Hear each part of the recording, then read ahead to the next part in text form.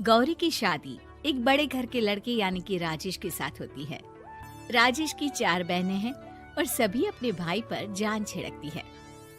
अरे पापा, ये राजेश के लिए कैसी छोटी सी हिट की लड़की ब्याह लाए हैं आप? हम लोगों का भाई तो राजकुमार है, उसके लिए तो कोई राजकुमारी होनी चाहिए थी।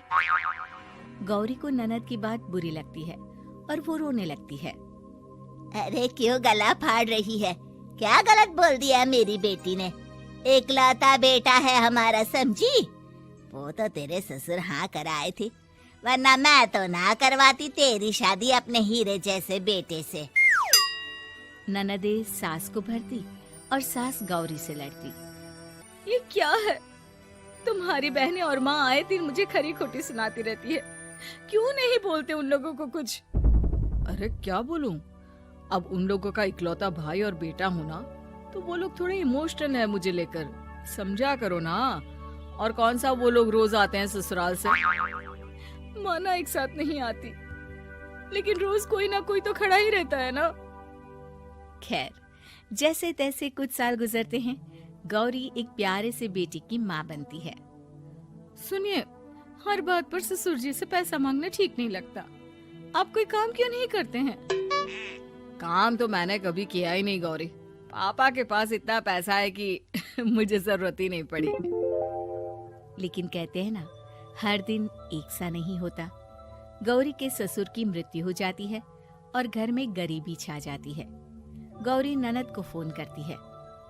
दीदी, अब जीजा जी को बोलकर इन्हें कहीं नौकरी दिलवा दो ना। घर चलाना मुश्किल हो रहा है। माँ जी की भी तबीयत खराब रहती है। दवाई का खर्चा और मुन्ने की पढ़ाई का खर्चा काफी है। कुछ मदद मिल जाएगी दीदी। देखो गौरी, तुम तो जानती हो मेरे खुद के 3 बच्चे हैं, तो ये मत सोचना कि बात घुमा कर बोलोगी तो मैं कुछ मदद कर दूंगी। अब पति तुम्हारा है, सास तुम्हारी है, तो करना तो तुमको ही है ना। हम भी तो निभा रहे हैं। खैर, बोल दूंगी इनको। गौरी समझ जाती है। वो दूसरी ननद को फोन करती है, लेकिन माँ से भी उसे कुछ ऐसा ही जवाब मिलता है।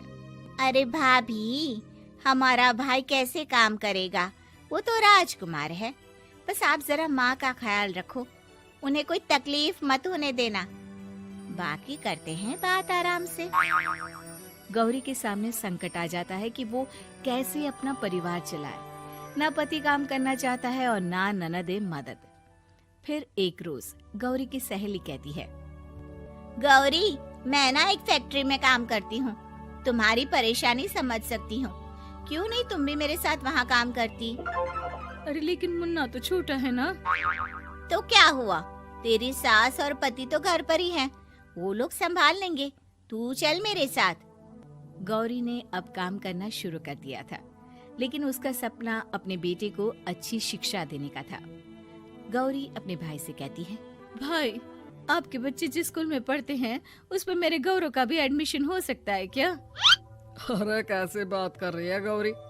जितना तू कमाती है उतने में तो तेरा घर भी नहीं चलता। तू कहाँ इतने महंगे स्कूल का सपना देख रही है? लेकिन गौरी भी ठान लेती है कि वो किसी न किसी तरह अपने बच्चे को अच्छे स्कूल में पढ़ाएगी। माँ जी, ये मेरे गहने हैं, मैं बेच रही हूँ। गौरव का कल एडमिशन है। अरे वो तो ठीक है गौरी, लेकिन आगे की फीस कैसे मैनेज करेगी? और ज्यादा मेहनत कर लूंगी माँ। गौरव कुछ बन गया तो हम लोगों के सारे दुख दर्द दूर कर देगा। गौरी, हम लोगों ने तुझे गलत समझा, लेकिन तू ही थी जो ये घर लेकर चल रही है, वरना कब की अलग हो जाती। गौरी सास की ओर मुस्कुराकर देखती है। आप भी तो मेरा साथ दे रही है ना। अरे कभी खाने में अंडा या मुर्गा भी खिला दिया करो। क्या रोज रोज पत्ता खिलाती रहती हो? अरे शर्म तो आती नहीं, सारा दिन बहू काम करके पैसे लाती है, खुद तो कुछ करता नहीं, ऊपर से मुर्गा खाना है इसको। गौरी अपना घर चलाने के लिए तो पर्याप्त पैसे कमा लेती है, लेकिन बेटे के महंगे स्कूल, कोचिंग और उसकी डिमांड पूरी करने के लिए उसे लोगों से पैसे उधार लेने पड़ते। माँ, मुझे जूडो कराटे की ड्रेस चाहिए, मैं घर के कपड़ों में क्लास नहीं अटेंड करूँगा। और क्या, बिल्कुल, घर की भी कोई ड्रेस होती है क्या? मैं कल ही ला दूंगी। हाँ बच्चा, तू बस मन लगाकर पढ़ाई किया कर। उसके जाने के बाद कहाँ से लाएगी पैसे ड्रेस के? माँ वो पास वाली चाची से कुछ पैसे उधार लूंगी। अरे सभी से तो उधार ले चुकी है तू। कर्जा इतना चढ़ा लिया है कि पूरा जीवन भी कमाएगी तो उतार नहीं पाएगी। अरे माँ जी, गौरव कुछ बन जाए तो मुझे कमाने की क्या जरूरत, फिर तो मैं बस रानी बनकर राज करूंगी। एक दिन गौरव कहता है, माँ मेरी नौकरी लग गई है, वो भी अच्छे पैसों में। अब हम लोगों के बुरे और दुख के दिन जल्दी खत्म हो जाएंगे। गौरी की खुशी का ठिकाना नहीं होता। वो सास के फोटो के सामने हाथ जोड़ती है कि उसका पति उसे कहता है, देखा गौरी, तेरी तपस्या खत्म हुई। इतने सालों से जो तू फैक्ट्री में नौकरी कर रही है, अब तू आराम कर सकती है। अरे नहीं नहीं, अभी तो नौकरी लगी है, कुछ दिन कुछ पैसे कमा तो लेने दो।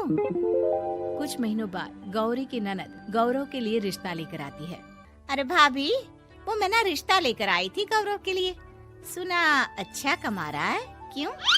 देखा मेरी बहन कितनी अच्छी है, कितना सोचती है हम लोगों के लिए। गौरी कुछ नहीं कहती, लेकिन उसका मन नहीं होता है कि वो बेटी की शादी इतनी जल्दी कर दे। हाँ वो तो ठीक है, लेकिन अभी कुछ कर्जा है जिसे उतारना है।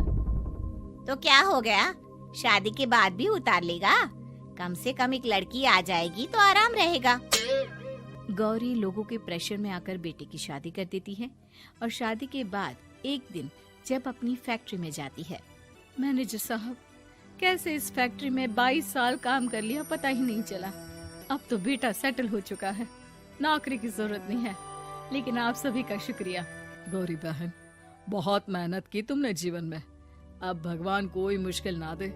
गौरी घर आती है, लेकिन दरवाजे के बाहर से ही उसे बहू और बेटे की आवाज सुनाई देती है। क्या है, तुम्हारी माँ ने तो सोचा भी नहीं कि जो कर्जा वो ले रही है खुद की अय्याशी के लिए, वो हम लोग क्यों भरे? उनका कर्जा है वो देखे। हाँ लेकिन क्या करूँ, माँ को छोड़कर रह भी तो नहीं सकता ना। अरे रह नहीं सकते तो क्या करोगे? पूरी जिंदगी उनका कर्जा चुकाते रहोगे?